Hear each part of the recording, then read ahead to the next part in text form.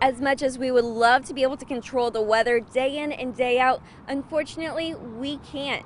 But fortunately, brewmasters have the capability of controlling the temperature at which beer is fermented. Let's take a trip into Brewlab, Charleston's newest brewery, to find out the magic behind it. The lifeblood of the brewery is our hot and cold liquor tanks. We couldn't do anything without that. We've got them always set, the cold liquor tanks at 45, hot liquor tanks at 185. We take that hot water and we use it to brew with. First, the malt is crushed up. Then, we mix it with a certain temperature of hot water depending on the beer style. After steeping, the liquid is separated and sent over to a big burner kettle. And that's where you add all the fun stuff, the hops, the spices, and kind of turn it into an actual beer.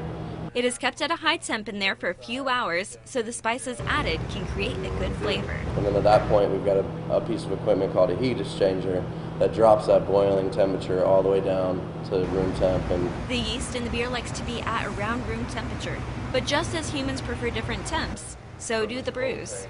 A lower temperature frame is a lager like 40 to 55 or ale temps like 60 to 80. The hardest to please is the sour IPA.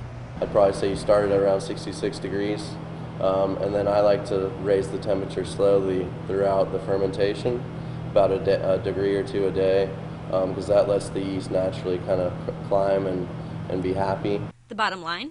So all that stuff is kind of dependent on each other and needs to be at the right pressure, needs to be at the right temperature, or the brew day is going to be a long day.